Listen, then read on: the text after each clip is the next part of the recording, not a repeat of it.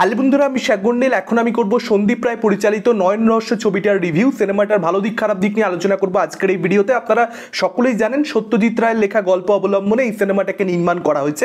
এখন ফেলুদার এই ছবিটা কিরকম কি হলো দেখুন। সবার আগে আমি একটা কথা বলতে চাই, এই একই কাস্টিং নিয়ে, অর্থাৎ এই একই ফেলুদা, একই জটায়ু, একই তোপসেকে নিয়ে হত্যাপুরী ছবিটাও নির্মাণ করেছিলেন পরিচালক সন্দীপ রায়। সেই ছবিটা যাদের ভালো লেগেছে তাদের কিন্তু এই ছবিটাও ভালো লাগতে পারে। তো তাদেরকে আমি বলবো আপনারা যান হলে গিয়ে ছবিটা অবশ্যই দেখুন। এখন যাদের হত্যাপুরী ছবিতে ইন্দ্রনীলকে ফেলুদা হিসেবে মেনে নিতে অসুবিধা হয়েছে, কিংবা জটায়ু হিসেবে অভিজিৎ গুহকে মেনে নিতে অসুবিধা হয়েছে, যে সমস্ত দর্শকদের মধ্যে আমিও পড়ি, তাদের জন্য বলতে পারি এই ছবিতেও কিন্তু আপনারা খুব যে বিশাল কিছু উন্নয়ন দেখতে পাবেন তা নয়। এই ছবিতেও কিন্তু ইন্দ্রনীলকে ফেলুদা হিসেবে আমার মেনে নিতে অসুবিধা হয়েছে। সে অভিনয় খারাপ করেছে এই কথা আমি বলতে চাইছি না, কিন্তু ফেলুদা হিসেবে তাকে আমি মেনে নিতে পাচ্ছি না। এবং অভিজিৎ গুহকে জটায়ু হিসেবে জাস্ট ভাবাই যায় না, এবং জটায়ুকে প্রচণ্ড নিম্ন মানের করে তোলা হয়েছে। হত্যাপুরী ছবিটা তো সেটা করা হয়েছিল, এখানেও সেটা করা হয়েছে। শুধুমাত্র অভিনেতা অভিজিৎ গুহকে আমি দোষ দেবো না। এই যে একটা কমেডি করানোর ব্যাপার জটায়ুকে দিয়ে, এই যে একটা ভারে তাকে পরিণত করা হয়েছে, জটায়ু কিন্তু আসলে ভার নয়। তো সেই জিনিসটা একেবারেই আমার পছন্দ হয়নি এবং তোপসেকেও মানায়নি। আর এই তিনটে চরিত্রের মধ্যে যে কেমিস্ট্রি, সেটাও যে খুব সুন্দরভাবে ফুটে উঠেছে ছবির মধ্যে, এটাও কিন্তু আমি একেবারেই বলতে পারবো না। এবার এই তিনটে ক্যারেক্টার এতটাই বেশি আইকনিক, যদি কাস্টিং সঠিক না হয়, বা কাস্টিং হয়তো সঠিক করেছেন, পরিচালকের যেটা মনে হয়েছে সঠিক সেটাই তিনি করেছেন, কিন্তু দর্শক হিসেবে যদি আমার সেটা পছন্দ না হয়, দেখুন আমার ভালো লাগা তো আমার কাছে, আমার খারাপ লাগা আমার কাছে, আমার যদি পছন্দ না হয় তখন ফেলুদার ছবি দেখছি এই ব্যাপারটাই না ফিল করা যায় না। এবং যদি আপনি সেটা ফিল না করতে পারেন, যাই হয়ে যাক না কেন ছবিটার মধ্যে, আফটার অল সেটা খুব যে ফেলুদার ছবি হিসেবে ভালো লেগে যায় এই কথা বলা যাবে না। আর ফেলুদার অনেক গল্প আছে যেগুলো খুবই শক্তিশালী, পার্টিকুলারলি এই গল্পটা খুব যে শক্তিশালী গল্প সেটাও কিন্তু ব্যক্তিগতভাবে আমার কখনোই মনে হয় না। এবং এই ছবিটার মধ্যে যেটা সমস্যা হয়েছে, দেখুন আপনি গল্পের মধ্যে সত্যজিৎ রায় বহু আগে একটা গল্প লিখে গেছেন। তখনকার দিনের দর্শক বা তখনকার দিনের যে পাঠক শ্রেণী, তাদের মধ্যে একটা সিম্পলিসিটি ছিল, বা তখনকার দিনের মানুষ একরকম ছিলেন, তারা একটা জিনিস বিশ্বাস করে নিতেন। আর পড়তে পড়তে না অনেক কিছু বিশ্বাস করে নেওয়া যায়। পড়ার ব্যাপারটা সম্পূর্ণ অন্য, আর দেখার ব্যাপারটা সম্পূর্ণ অন্য। মানে একটা লেখা আর একটা সিনেমা দুটো তো সম্পূর্ণ আলাদা মাধ্যম। সেই অনুযায়ী চেঞ্জেস করা দরকার। সেই চেঞ্জেসগুলো যখনই হচ্ছে না, তখনই কোথাও একটা আজকের যুগে দাঁড়িয়ে ওই গল্পটা একটুখানি অদ্ভুত মনে হচ্ছে, বা ফেলুদা চরিত্র হিসেবে একটু বোকা বোকা হয়ে উঠছে। এইটা কিন্তু একটা ছবিটার মধ্যে প্রবলেম হিসেবে আমার কাছে ধরা দিয়েছে। দেখুন একটা জায়গা আমি ছোট্ট করে বলছি, গল্পটা তো আপনাদের সকলের জানা, এখানে স্পয়লার বলে সে অর্থে কিছু নেই।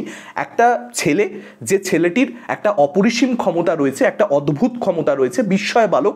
এবার সেই ছেলেটি, তার বিভিন্ন ধরনের থ্রেট রয়েছে, বিভিন্ন ধরনের ডেঞ্জার রয়েছে, প্রচুর মানুষ তাকে, তার ক্ষতি করতে চাইছে, তাকে ক্যাপচার করতে চাইছে, কিডন্যাপ করতে চাইছে। সেরকম একটা সময় একটা মানুষকে দিয়ে, যে মানুষটার উপরে যথেষ্ট বেশি ভরসা করা যায় না, যে মানুষটি একটু ভোলে ভালা, সেই মানুষটিকে দিয়ে তাকে একা ছেড়ে দেওয়া রাস্তায়, এটা একজন গোয়েন্দা করতে পারে? যার উপরে এত থ্রেটস রয়েছে, সেই ছেলেটিকে তো আগলে রাখা হবে, সেই ছেলেটিকে তো একদম বগল দাবায় করে রাখতে হবে তার সেফটির জন্য, তার সিকিউরিটির জন্য।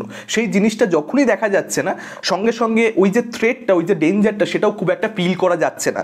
যে এই ছেলেটিকে বিভিন্ন ধরনের মানুষজন মানে এক প্রকার নিজেদের দখলে করতে চায় নিজেদের স্বার্থের জন্য, সেই টেনশনটা গোটা ছবি জুড়ে তৈরি হচ্ছে না। ছবিটা খুব ফ্ল্যাট মনে হচ্ছে। এবং এই ছবিটার আরও একটা যেটা মস্ত বড় সমস্যা, সেটা হচ্ছে মিউজিকের প্রচণ্ড কম ব্যবহার।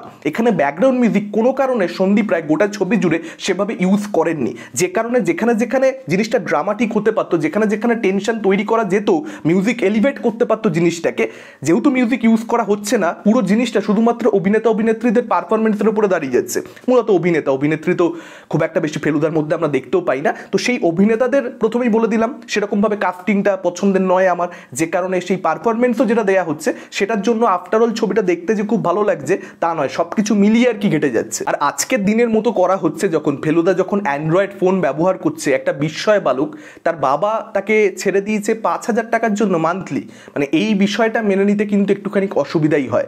এই অ্যামাউন্টটা আরো বড় হওয়া দরকার ছিল আজকের দিনে দাঁড়িয়ে, সেটা সেই চেঞ্জগুলো কোথাও একটা করা হয়নি। ইন্টারভেলটাও একদম ফ্ল্যাটভাবে হয়, ক্লাইম্যাক্সেও যে খুব বিশাল কিছু আর্জেন্সি সন্দীপ রায় তৈরি করতে পেরেছেন তা একেবারেই নয়, ক্যামেরা ওয়ার্ক সেরকম বিশাল কিছু নয়, স্টেজিং দুর্দান্ত কিছু নয়, কিছু সিন ডিমান্ড করে বেটার স্টেজিং, সেই জিনিসটাও ছবির মধ্যে দেখা যায়নি। তো মেকিংটা খুব আগেকার দিনের মতন, আজকের দিনের মতো একেবারেই নয়, সেটা দরকার ছিল। বেশ কিছু জায়গাতে দর্শকদেরকে হাসানোর চেষ্টা করা হয়েছে, সেটা বাংলা সিনেমার যে এক্সিস্টিং অডিয়েন্স, একটা এজেড অডিয়েন্স যারা মূলত বাংলা ছবি বর্তমানে দেখতে যায়, তাদের হয়তো ভালো লাগতে পারে। আমি ব্যক্তিগতভাবে সেই কমেডিটাও খুব একটা বেশি এনজয় করতে পারিনি। একটা জিনিসের প্রশংসা আমি করব, এখানে জ্যোতিষ্ক এই যে ছেলেটি তার যে কাস্টিংটা হয়েছে সেটা প্রচণ্ড ভালো, সেটা একদম টেক্সট বুকের, মানে যেরকমটা আপনার পড়ে একটা ভিজুয়ালাইজেশন হয় সেরকম একটা ছেলেকেই কিন্তু সন্দীপ রায় এখানে কাস্ট করেছেন। সেই ছেলেটির কাস্টিংটা একদম প্রপার হয়েছে এবং সিনেমাটার একদম লাস্ট যে সিনটা সেটা ডেফিনেটলি টেক্সটের জন্য, সেই সিনটা কিন্তু ডেফিনেটলি ভালো লাগে।